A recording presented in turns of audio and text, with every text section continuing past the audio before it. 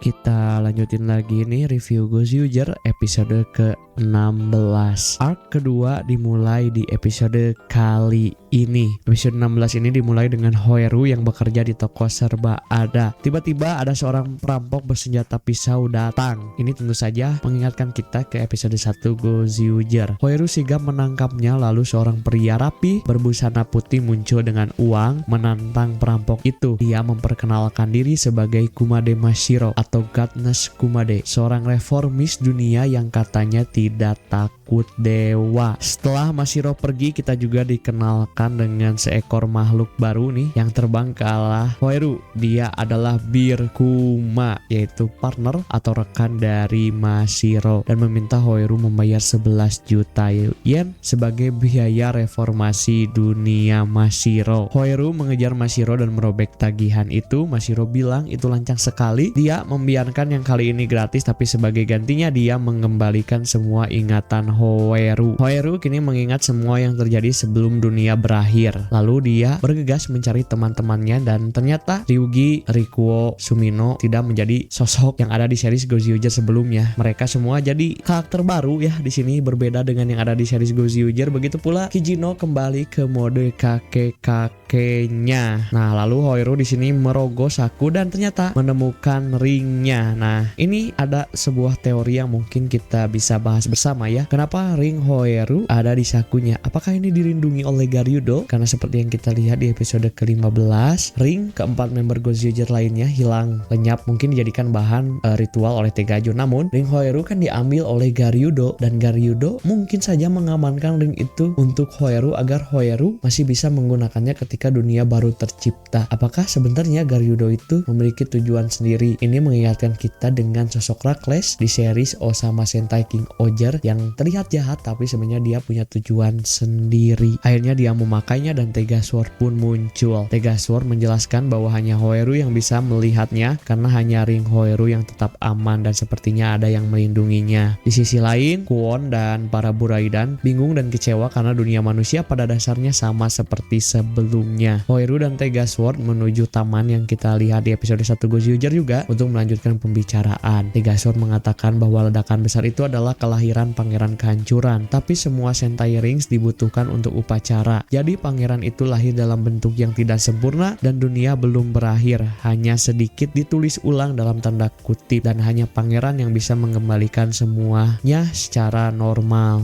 Tiba-tiba Noan yang pernah mereka kalahkan muncul kembali dan mulai mengamuk. Tegasword menjelaskan bahwa efek lain dari dunia yang dirombak adalah manusia tidak lagi terjebak di dalam Noan. Boket muncul. Hoeru berpikir dia menginginkan ringnya, tapi ternyata Boket mencari ring sang pangeran yang ternyata ada di jari Mashiro. Tegasword menjelaskan lagi kepada Hoeru kalau Mashiro adalah mantan pemegang kontrak ring Goju Wolf dan juga juara kompetisi ring sebelumnya. Mashiro telah mengumpulkan semua rings dan bertarung dengan Tegasword dalam perang semesta besar. Keinginannya adalah menyelamatkan dunia dan itu terkabul. Sekarang dunia adalah miliknya sebagai penyelamat sejati dan dia tidak suka orang-orang mengacaukan dunia ini. Mashiro mengunci ringnya dan akhirnya untuk pertama kalinya kita bisa lihat nih first henshin dari Goju Polar. Sangat-sangat keren sih. Pertama, item yang digunakan itu kayak mode sarung tinju, itu keren. Kedua, outfitnya kayak jaket-jaket yang dipakai petinju gitu, itu keren banget. Lalu pose henshinnya juga ala-ala petinju, nice. Lalu juga ketika sudah berubah dengan desain kostum yang sangat-sangat keren, lalu dengan gaya seperti petinju, itu benar-benar cool, keren dan juga elegan. Akhirnya di sini Goju Polar melompat dan melawan dua Noan. Dia memanggil Hoeru dan mengatakan dia mendengar Hoeru hanyalah orang biasa yang membosankan tanpa mimpi. Tapi Hoeru tidak perlu takut karena dia akan mereformasi dunia. Hoeru tidak suka dihakimi seperti itu. Dia berlari dan menyundul Noan dan mengatakan kepada Mashiro bahwa dia tidak berhak menghakiminya. Akhirnya Hoeru kembali berubah menjadi Goju Wolf dan mengalahkan Noan. Terjadi pertarungan antara Goju Polar dan juga Goju Wolf. Mashiro mencoba memukulnya tapi Hoeru menangkap tinjunya. Lalu mereka akhirnya saling menantang untuk melihat siapa reformis dunia nomor 1 yang sesungguhnya. Hoeru dan Mashiro masing-masing melawan satu Noan. Dengan bantuan Birkuma, Mashiro mengalahkan salah satunya. Nah, tiba-tiba Tega Naguru muncul dari tanah dan mulai mengamuk. Tega Naguru ini adalah anak dari Tegasword dan juga Tegajun. Tega Naguru bilang dia tidak mengerti apa yang terjadi, makanya dia mengamuk. Sebagai pangeran kehancuran yang lahir begitu saja. Dia tidak tahu mana yang benar dan mana yang salah. Di tengah kebingungan Tegana Guru, Mashiro mencoba ingin menjinakkan alias mencoba mengendalikan Tegana Guru. Akhirnya Mashiro masuk ke dalam Tegana Guru. Dia bilang kalau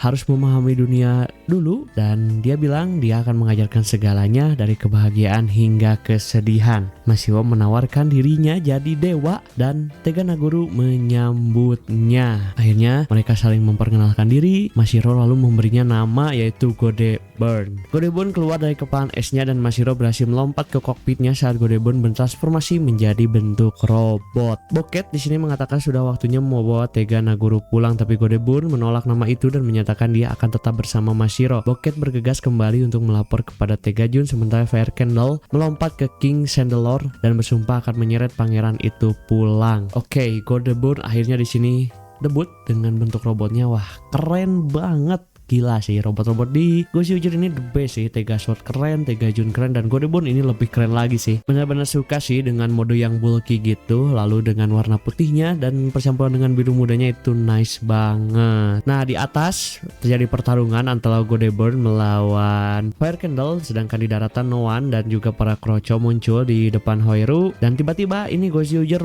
muncul, semua sudah punya ring mereka. Dan ini kenapa ya? Kenapa tiba-tiba mereka semua jadi punya ring? Ini perlu dijelaskan sih ke depannya kenapa bisa tiba-tiba gitu. Godeburn di sini menghabisi King Chandelure dengan finishernya yaitu Polar Gode Finish, yaitu berupa tinju es, dan di sini Mashiro dinyatakan sebagai pemenang dan nomor 1 dalam mereformasi dunia. Para Gozyuger juga di sini berhasil mengalahkan para Kroco.